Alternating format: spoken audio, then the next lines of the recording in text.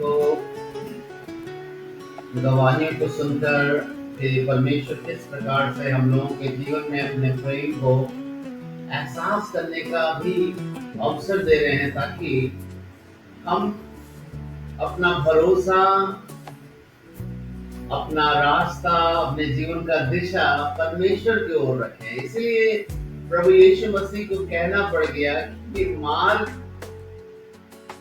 मैं हूँ, सत्य मैं हूँ और जीवन मैं हूँ, और मेरे बिना कोई भी पिता के पास अर्थात मुक्ति या स्वर्गीय जीवन या मोक्ष नहीं मिलेगा।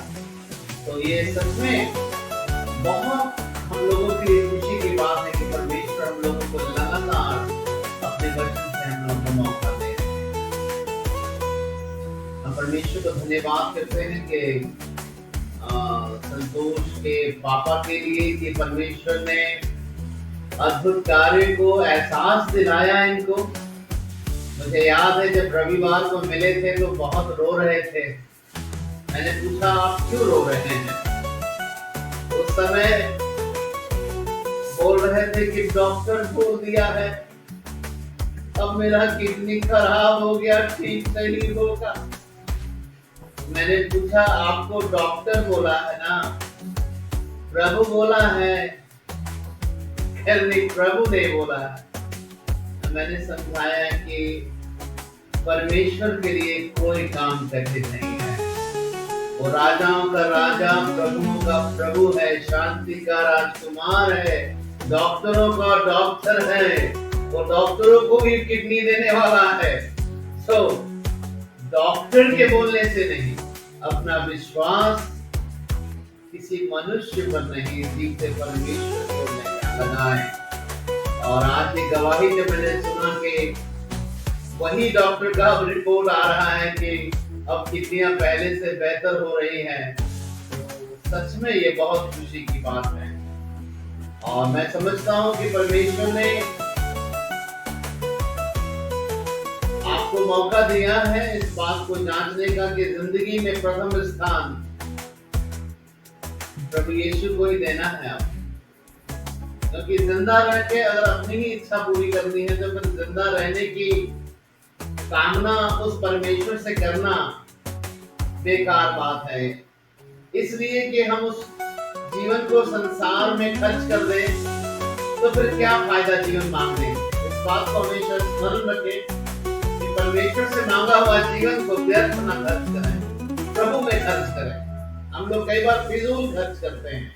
हम अपने बच्चों को डांटते हैं कि तुम फालतू में पैसा क्यों बर्बाद करते हो, क्योंकि हम लोग को बुरा लगता है। जिस काम के लिए पैसा दिए उस काम को करो। तो हम लोगों को भी सोचना चाहिए 24 घंटा प्रभु देता है। बाप रे कितना फिजूल खर्च करते हैं। हम लोग सब जानते हैं किसके लिए देता हो। वो 24 घंटा अच्छा स्वास्थ्य के साथ, अच्छा जीवन के साथ, अपने लहू के द्वारा पुत्र के सुरक्षा के साथ 24 घंटा देता है, जिसमें से हम लोग ज्यादा समय फिजूल खर्चा कर देते हैं, थोड़ा सा लेकर आते हैं।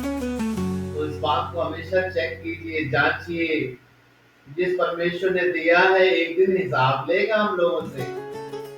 एक परमेश्वर के दास जिसको परमेश्वर ने बहुत ज्यादा बुद्धि, ज्ञान, समझ, धन दौलत दिया था, उसने जानते हैं क्या किया था। सुलेमान राजा, बाइबल में लिखा है उसके बारे में, बहुत ज्ञान, बहुत समझ, दूर दूर से लोग काउंसलिंग के लिए उसके पास आते थे। इतना ज्ञान था उसको, परमेश्वर ने दिया था, धन भी बहुत दिया। लेकिन जानते हैं हम में से कईयों के समान उसने फिजूल खर्ची किया, अपना बुद्धि का गलत इस्तेमाल किया, धन का गलत इस्तेमाल किया। और एक बार जब समय आया जीवन के अंत का, तो उस इंसान ने इसी जीवन के बारे में जिसमें सब फिजूल खर्च कर दिया, तो एक पुस्तक बाइबल में उसके द्वारा लिखा हुआ है। उस पुस्तक में सबसे ज्यादा उसने क्या शब्द का इस्तेमाल किया है आपको मालूम है? व्यर्थ। उसने कहा कि मैं जो कुछ भी देखता हूँ पृथ्वी पर, सूर्य के नीचे, सब व्यर्थ है। सारा फिजूल खर्च करने के बाद उसको समझ में आ गया कुछ भी अच्छा नहीं है। उसने कहा कि एक ही बात जो मनुष्य के लिए सबसे भली है कि मनुष्य का संपूर्ण कर्तव्य यही है कि वो परमेश्वर का भय माने, बुराई से दूर रहे, क्योंकि मनुष्य जो कुछ भी करता है इस पृथ्वी में, भली हो या बुरी, एक दिन उसको न्याय देना होगा। इसलिए उसने कहा अपने पुस्तक में अंत में, मनुष्य का संपूर्ण कर्तव्य। हम लोग सुबह उठते हैं, हम लोग को ढेर सारा दिन भर का कर्तव्य याद आता है। आज उसको ड्यूटी जाना है, आज उसको कपड़ा धोना है, खाना बनाना है, स्कूल जाना है, बाजार जाना है, सामान, बहुत सारा कर्तव्य दिखाई देता है। लेकिन याद रखें, परमेश्वर ने अगर कुछ सोच कर ही डाला होगा उस इंसान की गवाही, जिसको परमेश्वर ने समय, धन दौलत, पैसा, बुद्धि दिया, उसने सब को उड़ा दिया और उस इंसान की गवाही को परमेश्वर ने बाइबल में दिया। लिखो, बताओ मनुष्य जाति को पढ़ने के लिए दो, ये जो कुछ भी मनुष्य पृथ्वी पर करता है सूर्य के नीचे, सब व्यर्थ। और मनुष्य का संपूर्ण कर्तव्य तो एक ही है, वो परमेश्वर का भय माने, बुराई से दूर रहे, क्योंकि जो कुछ भी मनुष्य करता है इस पृथ्वी पर, एक दिन उसको उसका जवाब देना होगा। तो मेरे प्यारे भाई बहन, फिजूल खर्ची से अपने समय को बचाइए, अपने धन को बचाइए, अपने संसाधनों का सही उपयोग करना सीखिए। क्योंकि मनुष्य का संपूर्ण कर्तव्य परमेश्वर की महिमा करना, उसके इच्छा के अनुसार जीवन बिताना, उसके आगमन के लिए अपने आप को तैयार रखना, ये है मेन संपूर्ण कर्तव्य। सबसे ज्यादा जरूरी है, हम लोग नहीं जांचते हैं। आप सबको मालूम है, अगर आपको बैंक का कोई काम हो तो ज्यादातर बैंक में आपको अगर कोई पैसा विड्रॉल करना है तो आपको फर्स्ट हाफ में जाना होता है, क्योंकि आप 3 बजे 4 बजे के आसपास जाएंगे ना तो सब काउंटर बंद हो जाता है। जानते क्यों? दिन भर का जो भी ट्रांजैक्शन है ना, उसका सारा ऑडिटिंग तुरंत चेक होता है, सेम डे, किधर गया, कितना किस्मत में गया, कितना आया, सारा चेक होता है। हम लोगों का तो सबसे महंगा है। प्रभु कितना महंगा जीवन अपने पुत्र यीशु मसीह के लहू से खरीद के दिया। हम लोग सुबह से उठ शाम तो पता नहीं क्या क्या करते हैं। थोड़ा सा ऑडिट भी करना जरूरी है कि सुबह से शाम क्या क्या किए हैं। जब बैंक कर सकता है तो हम लोगों को भी करना चाहिए। बाइबल में लिखा है परखो। ऐसा तो नहीं कि कहीं तुम निकम्मे हो गए हो, अपने आप को परखो। तो परखने का कोशिश अगर बैंक रोज करता है तो हम लोग को भी रोज परखने का कोशिश करना चाहिए। पौलुस तीमुथियुस को ये भी सिखाता, परखो कि परमेश्वर को क्या अच्छा लगता है। जरूर परखिए आप सब, ये बहुत ही आवश्यक है। जैसा कि हम लोग स्वार्थ के बारे में सीख रहे हैं, स्वार्थ से संबंधित एक बात परमेश्वर मेरे मन में डाले हैं, हम सोचते हैं उसको सीखे आज। स्वार्थ से एक लंबे समय से मैंने मसीही समाज के अंदर में स्वार्थ शब्द की एक अलग ही पहचान को मैंने देखा है। वो मैं उसको इस तरह से परिभाषित करूंगा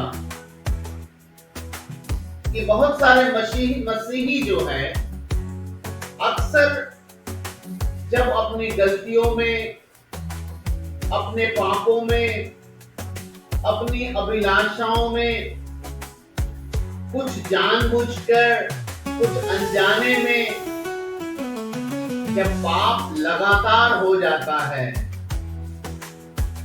तो एक शब्द का इस्तेमाल हम करते हैं, पता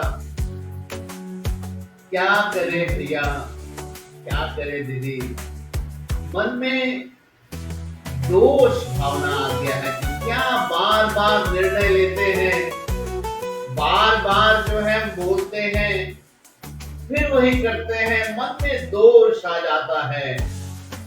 इसीलिए हम प्रार्थना अब नहीं कर रहे हैं, इसीलिए आराधना नहीं कर पा रहे हैं, इसीलिए चर्च नहीं आते हैं, इसीलिए अब संगति में नहीं जुड़ते हैं, और इसीलिए गवाही भी नहीं देते। देखते हैं सब गवाही देता, लेकिन हम इसीलिए नहीं देते क्योंकि मन में दोष भावना आ गया है कि बार बार तो निर्णय लेते हैं लेकिन करते नहीं।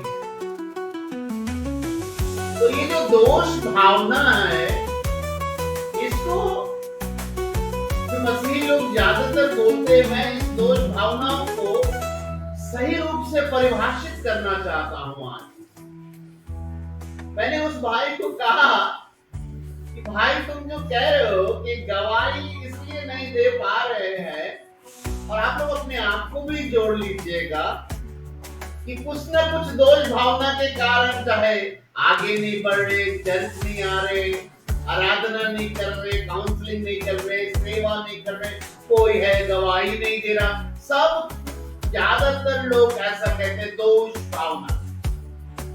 आप लोग मेरी बात समझ रहे हैं ना? मन में दोष भावना। मैंने उस भाई को पूछा, आप जो कह रहे हो दोष भावना, मैं उसको पूरा नाम देता हूं, स्वार्थी दोष भावना। मेरा मुंह देख के स्वार्थी दोष भावना, ये क्या बोल रहा है? तो मैंने बोला जी, ये दोष भावना नहीं है, और मैं समझता हूं ये हम सब पर लागू होता है। आज जो बात मैं आपको बता रहा हूं, ये दोष भावना नहीं है, ये स्वार्थी दोष भावना है, या फिर कहें मतलबी दोष भावना है। मेरा मुंह देख रहे हैं वो भाई की, ये क्या बोलने जा रहे हैं? इंसान दोष भावना से वो इंसान स्वार्थी हो सकता है, दोष भावना भी स्वार्थी होती है। मैंने बोला हाँ।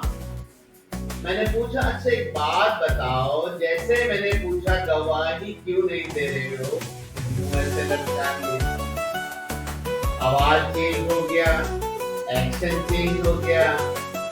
अच्छा फर्ज करो कि मैं अभी तुमसे इस विषय को छोड़कर कुछ घूमने के बारे में बात कर रहा होता, कोई बढ़िया बिजनेस प्लान बात कर रहा होता, मुझको पक्का मालूम है तो बहुत अच्छा सा भी बात करते हैं कि नहीं? तो उसने कहा हाँ भैया, ये बात तो सही बोले। तो फिर वो दोष भावना सिर्फ गवाही, चर्च, सेवा के प्रति आता है और समय नहीं आता, कि बाकी समय तो हम एंजॉय करते हैं। कलीसिया के अंदर मैंने लगभग अभी तक जितने भी मसीहों को देखा है, ये एक सत्य है कि दोष भावना शब्द का जो इस्तेमाल करते हैं, हम इतने स्वार्थी हो गए हैं संसार में, इतने ज्यादा स्वार्थी हो गए हैं कि हमारे अंदर में अगर कोई गलती दिखता भी है तो उसको भी हम अपने आप को बचाने के लिए, अपने आप को छुपाने के लिए उसको इस्तेमाल करते हैं स्वार्थ के रूप में। कैसे? क्योंकि सिर्फ चर्च आने के विषय में मुंह लटकाते हैं, गवाही देने के विषय में मुंह लटका देते हैं कि मेरा अंदर से अच्छा नहीं लग रहा। लेकिन वही इंसान अपने दोस्त यारों के बीच में जब होता है, उसी का बात में हा ही कर रहा है। ड्यूटी में है तो क्या कर रहा है? हा ही खूब मजा कर रहा है, बाकी लोगों के साथ खूब खुश है, मजा ले रहा है। फिर जब टाइम आएगा मीटिंग का, आराधना का, गवाही का, माइक खोलने का टाइम आएगा, माइक नहीं खोल रखा है। इस स्वार्थी आदमी के पास स्वार्थी दोष भावना अब आ गई। अब वो बोल रहा है तुम काहे करेगा, तुम तो पापी है, तुम तो गलत। और ये स्वार्थी भी कितना चालू है। मीटिंग खत्म होने के बाद भी एकदम नॉर्मल बात करेगा, एकदम नॉर्मल हंसी मजाक करेगा, मीटिंग के पहले भी एकदम नॉर्मल एंजॉय करेगा लाइफ को, लेकिन जैसी मीटिंग आएगा स्वार्थी दोष भावना लेकर अपने आप को बचा लेगा। अगर पूछा जाएगा कि तुम काहे के लिए गवाही नहीं देता, तो एकदम मुंह लटका के पता नहीं कैसा कैसा शब्द इस्तेमाल करेगा, सामने वालों को धोखा दे देगा कि मेरा स्थिति अच्छा नहीं है, इनका कैसे खराब चल रही है, चल रहे वो चल रहे, झूठ बोल रहे। ये तो स्वार्थी दोष भावना है। अगर मैं पूछा उससे कि अगर तुमको सच में इस बात की दोष लग रही है कि तुमने परमेश्वर के विरोध जीवन बिताया है, तो इस संसार में सबसे बड़ा तो परमेश्वर है। परमेश्वर की आंखें सारी पृथ्वी पर फिरती रहती है, तो ये कैसे हो सकता है कि आराधना के समय में तुमको लग रहा है कि परमेश्वर देख रहा है, तुम गलत हो, उस समय ऐसे हो, लेकिन मीटिंग खत्म होते ही तुम ही करने लगते हो। ये कैसे हो सकता है? क्या परमेश्वर तुमको उस समय नहीं देख रहा? उस समय ही कैसे करते हो? उस समय तुम संसारिक बातों को एंजॉय कैसे कर सकते हो? उस समय भी तुमको बोलना चाहिए, मेरे फ्रेंड मेरे दोस्त, प्लीज मुझे सब मत कीजिए। इसलिए मत कीजिए क्योंकि मेरे अंदर दुख है कि मैं ईश्वर के विरोध चल रहा हूं। ओहो, तब तो रियल होगा दोष भावना, रियलिटी। सच्चाई से हमने ऐसा पर्दा डाल दिया है कि हमने सुधरने का भी रास्ता बंद कर दिया है हम सभी ने। आप मेरे साथ अगर एक वचन खोलिए और देखिए परमेश्वर क्या स्वार्थी दोष भावना के बारे में सिखाता है या नहीं। परमेश्वर किस दोष भावना के बारे में सिखाता है? मेरे साथ अगर आप जल्दी से याकूब की पत्री नया नियम में उसका 4 अध्याय उसका 9 वचन को खोलिए।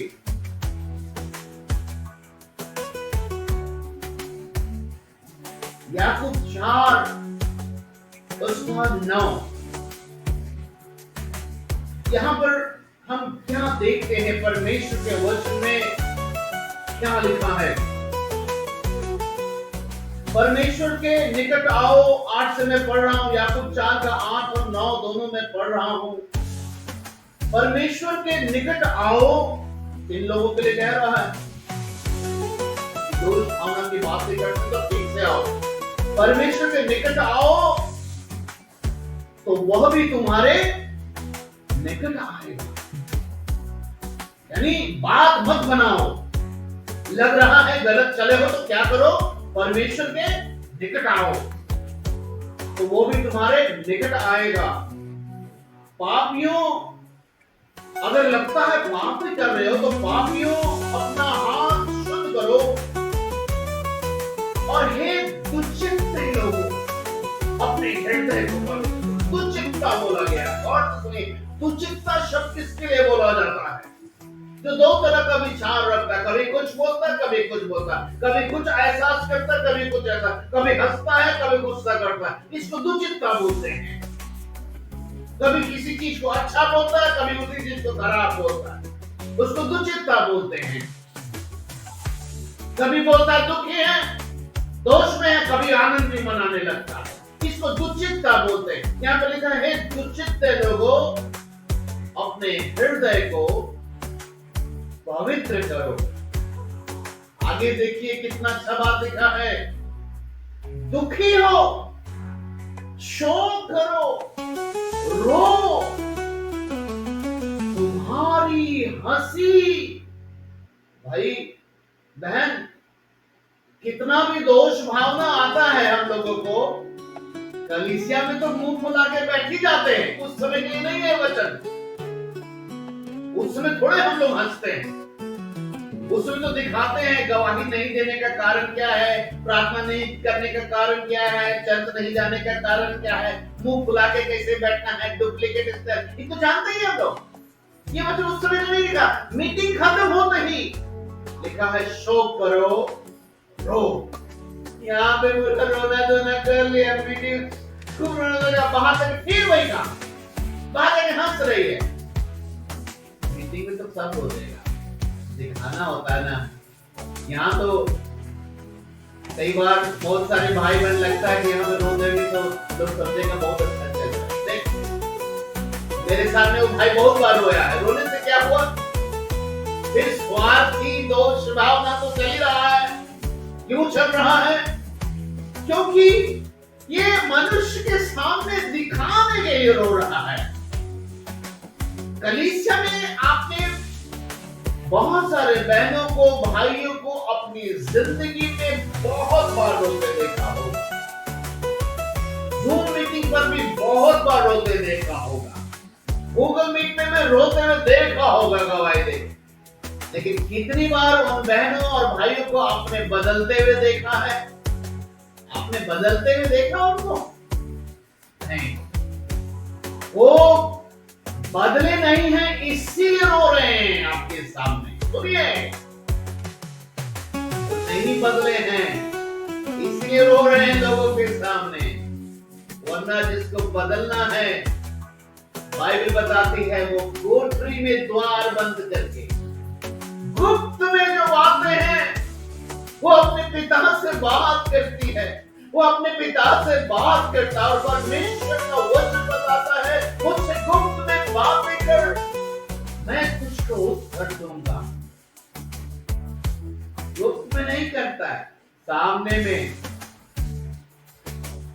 पवित्र शास्त्र बाइबल बताती है, हन्ना नाम की स्त्री गुप्त में चर्च में आके प्रार्थना कर रही है, किसी को नहीं दिखा रही है। पास्टर तो देख रहा है, तो देख रहा है क्या कि पता नहीं इसका होंठ तो हिल रहा है, इसका शब्द नहीं सुनाई पड़ रहा। पास्टर सोचा ये शराब पी है, मतवाली है। उसने बोला कि तू मतवाली है। उसने तुरंत जवाब दिया, नहीं मेरे स्वामी, मैं मतवाली नहीं हूँ, मैंने ड्रिंक नहीं लिया है, मैं तो अपने पिता से दिल की बात को खोल कर रखा है। आज पास्टर साहब डर गए, बोले अरे बाप रे, मैं तो गलत समझ लिया। वो प्रभु से तुम गुप्त में बात कर रहे, मैं गलत समझे, सुनाई तो नहीं दिया ना, इसलिए मैं सोचा शायद तुम पी लियो। वो अच्छा कोई बात नहीं, जैसा प्रभु तुझको बोला ना, तूने जो दिल के बाद प्रभु से बोला, तेरे लिए ऐसा हो जाए। और पवित्र शास्त्र बाइबल बताती है, वो स्त्री हन्ना जिसको समाज और लोग बांझ बोलते थे, जिसको बच्चा नहीं था, वो रो रही थी प्रभु के सामने गुप्त में अपनी बातों को रख रही थी। प्रभु से कह रही होगी अपने शब्दों में कि मैं दुखियारी हूँ, लोग मुझे कई तरह की बातें बोलते हैं, फिर भी प्रभु अगर आप मुझे एक बच्चा देंगे, मैं उसको आपके भवन में समर्पित कर दूंगी। पवित्र शास्त्र बाइबल बताते हैं, नियत समय पर परमेश्वर ने उसकी प्रार्थना का उत्तर दिया और एक लड़का दिया, और उसने इसका नाम सैमुअल रखा, जो बाद में एक बहुत बड़ा भविष्यवक्ता बना। उसको बचपन से ही चर्च में उसने दे दिया, बचपन से ही सेवा करने लगा प्रभु। हालेलुया। जो गुप्त में प्रार्थना करता है, जो प्रभु के सामने दुखी है, वो प्रभु के सामने अपने आंसू को लेकर जाता है। यहां पर लिखा है, शोक करो, रो। आगे वाला वचन मुझे बहुत आशीष देता। लिखा है, तुम्हारी हंसी शोक में और तुम्हारा आनंद उदासी में बदल जाए। तुम्हारी जो हंसी है शोक में आ जाए, अब जो बड़ा आनंद करना एकदम उदास हो जाए, एकदम उदासी में बदल जाए। काश ऐसा हो जाए। याकूब परमेश्वर का दास कल्पना कर रहा, दुआ कर रहा है, किन लोगों के लिए कर रहा है, तो आप सोच के देखिए कौन है वो, कौन है वो। सच बोलिए तो मेरा तो दिल का यही प्रार्थना कई लोगों का, जो यहाँ पर जो है दिखाते हैं मुंह कड़वा कड़वा, अब बाहर में बड़ी मीठा है मनुष्य के बीच में, आपके साथ ऐसा ही हो जाए। आमीन। आपका हंसी शोक में बदल जाए। आपका आनंद उदासी में बदल जाए। हो जाए, आपसे हमको कहते हैं, हो जाए।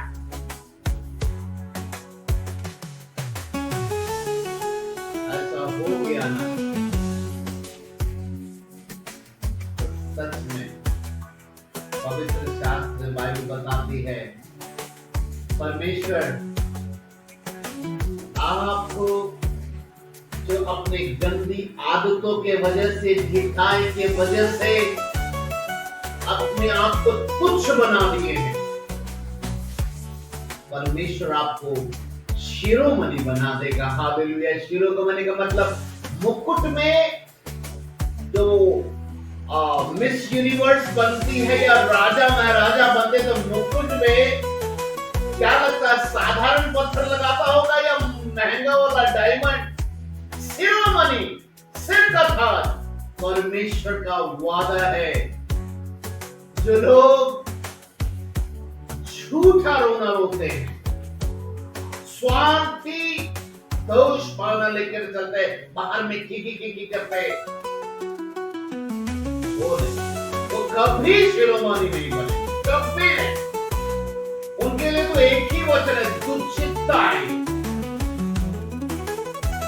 याकूब में लिखा है, ये जो दुचित्ता है उसको परमेश्वर से कुछ नहीं मिलेगा, कुछ नहीं, क्योंकि दुचित्ता है। यहाँ पर कोई दिखाता हुआ, ये जैसे पॉलिटिकल लीडर लोग हैं ना, ऐसे ही है। वोट लेना होगा तो ऐसे करेगा, जब जीत जाएगा तो आप ऐसे करेगा, आपसे बात नहीं करेगा, बाहर करा देगा। दुचित्ता।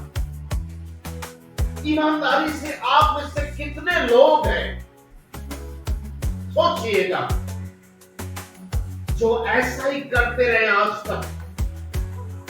कलीसिया के सामने, चर्च के सामने, विश्वासियों के सामने तो रोना धोना किया, लेकिन बाहर आनंद में है, बाहर हंसी निकल रहा है। रिश्तेदार आगे बाहर हंसी निकल रहा है, दोस्त यार आगे हंसी निकल रहा, मीटिंग खत्म हो गया। लेकिन क्या प्रभु भी खत्म हो गया? मीटिंग खत्म होने से प्रभु अंधा हो गया, बहरा हो गया? कभी सोचा आपने, हम जीवित परमेश्वर के पास आए हैं, जीवित परमेश्वर ने हमें बुलाया है। वो हमें उस समय नहीं जांचता जिस समय हम आराधना में बैठे हैं, क्योंकि वो तो जानता है आराधना में ये लोग नाटक करते हैं।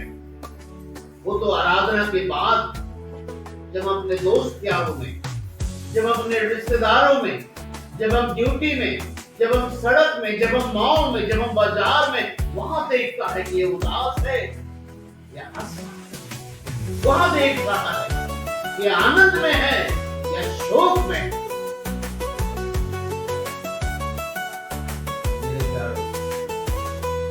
आप जब से विश्वास में आए हो, तब से ये स्वार्थी दोष भावना लेकर आपने अपना नुकसान किया है, कलीसिया देह का भी नुकसान किया। क्यों? क्योंकि देह के अंदर में अगर एक अंग आशीष पाता है तो बाइबल बताती पूरा देह को आशीष मिलता है, और एक अंग में दुख होता है पूरा बॉडी में दुख होता है।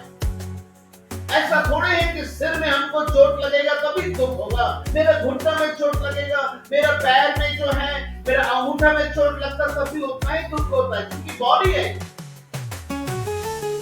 मैं जानता हूं आप में से ज्यादातर लोग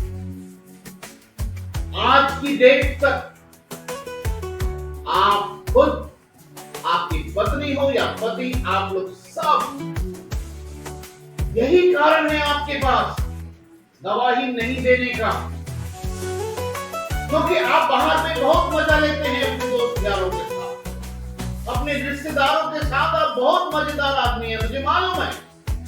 आप अपने पति और पत्नी के सामने बहुत मस्त आदमी हैं। आप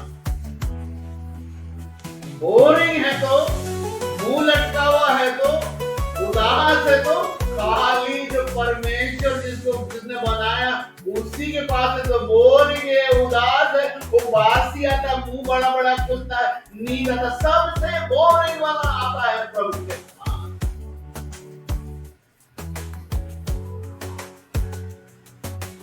ऐसे हालात में संसार में कौन राजा है या फिर कौन ऐसी स्त्री होगी जिसको बताया जाए कि आपको इस बार मिस यूनिवर्स का जो ताज मिलेगा उसमें डायमंड नहीं रहेगा, उसमें लोकल पत्थर रहेगा।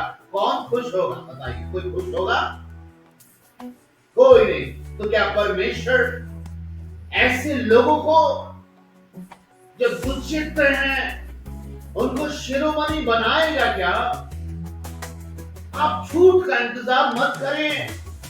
आप गलत ट्रेन में चढ़कर सही स्थान पहुंचने की कल्पना बंद कीजिए, झूठ है। आपको ट्रेन सही पकड़ना होगा अगर सही जगह जाना चाहते हैं। ऐसा नहीं होता है कि किसी भी ट्रेन में पहुंचकर आप अपने गंतव्य स्थान पर पहुंच जाएं। ऐसा नहीं होता है। आपको जहां जाना है उस हिसाब से ट्रेन पकड़ते हैं। आप ट्रेन कितना खूबसूरत है उस हिसाब से नहीं पकड़ते तो वही ले जाएगा मुझे कहीं। ऐसा नहीं होता। कैसी जिंदगी आप जी रहे हैं? खुद को कैसा बना लिया है आपने? ईमानदारी जरूरी है। मैं पवित्र शास्त्र बाइबल में मैंने प्रभु यीशु को देखा है, वो कभी भी पापियों से, कमजोर लोगों से, निर्बल लोगों से कभी वो दुखी नहीं हुए, सबसे प्रेम किया। मैंने देखा कि प्रभु यीशु मसीह ने खुद बताया कि जब एक दिन वो चर्च में खड़े होकर दो लोगों की प्रार्थना सुन रहे थे, उसमें से एक प्रार्थना कर रहा था कि प्रभु मैं दशमान देता हूँ, मैं उपवास करता हूँ, मैं सेवा करता हूँ, ये सब वो यीशु मसीह सुन रहे थे। उसके बाद दूसरा गुस्सा, और वो एक शब्द भी नहीं बोल पा रहा, सिर्फ इतना ही बोल पा रहा कि मैं पापी हूँ। प्रभु यीशु ने इसका भी सुने और पता यीशु मसीह ने किसको फर्स्ट बना दिया? बोला पहले वाले की नहीं, बाद वाले की प्रार्थना सुन ली गई। हालांकि वो प्रार्थना भी नहीं किया था, धन्यवाद भी नहीं किया था। ईमानदारी से, सच्चाई से, इस बात को समझने के लिए कि मैं संसार में मनुष्य के सामने तो कुछ भी बोल लेता हूं, यहाँ तो मेरे बोलने से पहले जानता है इसके सामने मैं क्या नाटक करूं। बोला मैं पापी मनुष्य। प्रभु यीशु मसीह का हाथ आशीष का उसके ऊपर आ गया। प्रभु यीशु मसीह ने कहा कि इसकी प्रार्थना सुन ली गई।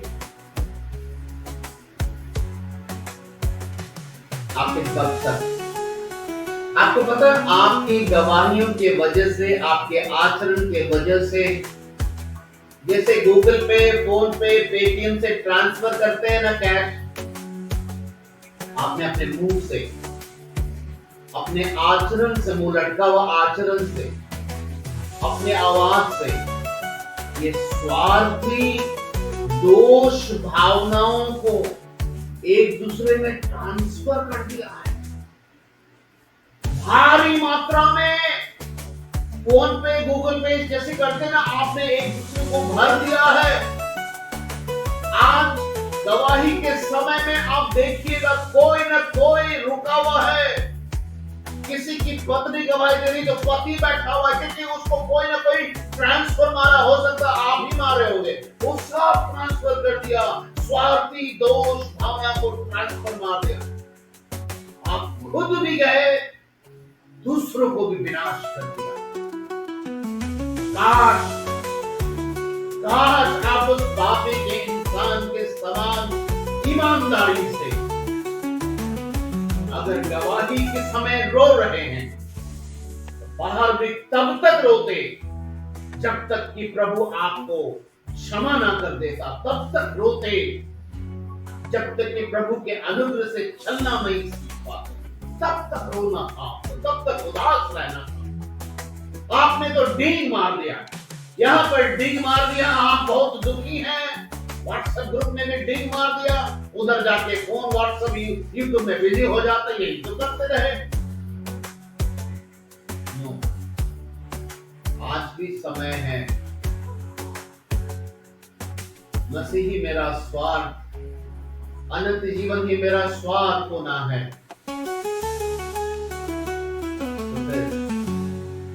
अपने प्रति भी तो ईमानदारी अपने जीवन की सच्चाई, ये आपका स्वार्थ नहीं है? आप अपने आप को ही धोखा देते रहेंगे कि आपका ये अच्छा बात है? आप स्वार्थ यहाँ पर क्यों नहीं है? जो झूठ बोल रहा है बोलने दीजिए। वो पापी व्यक्ति कितना स्वार्थी था, चाहता तो उसका नकल में ये भी कर सकता था ना, प्रभु मैं भी वैसे कभी कभी चर्च आता हूँ, नहीं बोला। स्वार्थी था, ये अच्छा स्वार्थ है। नहीं नहीं नहीं, इसके चक्कर में हम सच बात अपना फायदा प्रभु से सही तरीका से लेंगे, हम जहां से गड़बड़ पूरा बताएंगे। आप जब डॉक्टर के पास जाते हैं, आपके पहले वाला खाली खांसी दिखा रहा है अपना प्रॉब्लम को, अपना आंख दिखा रहा है, हाँ? और आपको कैंसर, आप उसका देखा देखिए खाली आंख दिखाया जाएगा, नहीं? आप बोलेंगे अरे बाप रे उसका आंख का तो होगा, हम उसका नजर क्या करेंगे, मेरा कैंसर है, हम पूरा दिखाएंगे। तो आते हैं, आप अपना जीवन को बचाना चाहते हैं, शरीर के लिए इतना दिमाग काम करता है, आत्मिक जीवन को कैसा दुश्चिंता बना के रखते हैं हम लोग, कैसा दुश्चिंता बना दिए हैं। आज मेरा तो ड्रीम है कि आप लोगों का हंसी जो है आज से शोक में बदल रहा है। अभी तो नहीं हंसी निकल रहा, हम देख रहे हैं कहां निकलेगा हंसी। अभी तो वेट कर रहे भैया, मीटिंग खत्म कर सकते कि शुरू हो जाएगा तुरंत, अभी थोड़ा निकलेगा। लेकिन ये असली भी नहीं है, ये डुप्लीकेट है। लेकिन यहाँ पे आप एक दूसरे को दिखा रहे हम सीरियस है, अभी आराधना में है, अभी वचन सीख रहे हैं, अभी प्रभु है, इसे सब सीरियस है। मीटिंग खत्म हुआ, हिप हिप हुर्रे, छुट्टी। जब पहला क्लास दूसरा क्लास का बच्चा करता था ना, वही करने का समय है, बताइए ना, वही कर रहे हैं हम आज भी।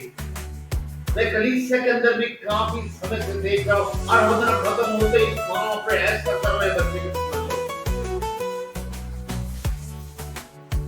हम तो निशानी की ओर दौड़ने के लिए चुने गए। पवित्र शास्त्र बाइबल बताती है हमें अंधकार से ज्योति में प्रभु ने लाया है, ताकि अपने गुणों को हमारे जीवन से संसार में जहां भी अंधकार है रिफ्लेक्ट करें। बड़े काम के लिए परमेश्वर ने चुना। परमेश्वर का ऐसा गुण नहीं है दुश्चिंता वाला, उसमें एडजस्ट नहीं हो पाएंगे प्रभु हमारे साथ। अगर आप चाहते हैं ये वचन पूरा हो तो अपने अंदर का अपनी इच्छा का समर्पण करना होगा। प्रभु आज से मेरी इच्छा नहीं, आपकी इच्छा। आप सभी जानते हैं शरीर में जब आपको घाव या कोई दर्द होता है, अगर बहुत ज्यादा पेन है, सही में कोई भी गेस्ट आ जाए आपके कमरे में, आप वैसे करते हैं, आप चेंज एक्टिंग नहीं करते। आप दर्द अगर असली है ना, कोई भी आ जाए रूम में, आपको तकलीफ में रहता है। ये कैसा आत्मिक दर्द है। मीटिंग के समय गवाही नहीं निकल रहा है, और मीटिंग खत्म होते है हाँ ही शुरू नहीं। आइए लोग ईमानदारी से कोशिश करें, आज सच्चाई से कम से कम आज तो परमेश्वर का शब्द, वचन का चीज आपके हृदय में प्रवेश करे कि आप ईमानदारी से आपके जीवन में हंसी शोक में और आनंद उदासी में बदल जाए, ताकि हम दीन बने इस प्रकार से, और परमेश्वर हमको वहां से उठाकर, इतने लंबे समय से नहीं हुआ, आज से वो कार्य प्रभु यीशु के नाम से हम सब के जीवन में आरंभ होने। आइए तो प्रार्थना करें, सब अपने हाथों को उठाएं, हम सब प्रार्थना में जाएं। जो दिया है वो काफी है, उसकी कृपा हर दिन साथ है।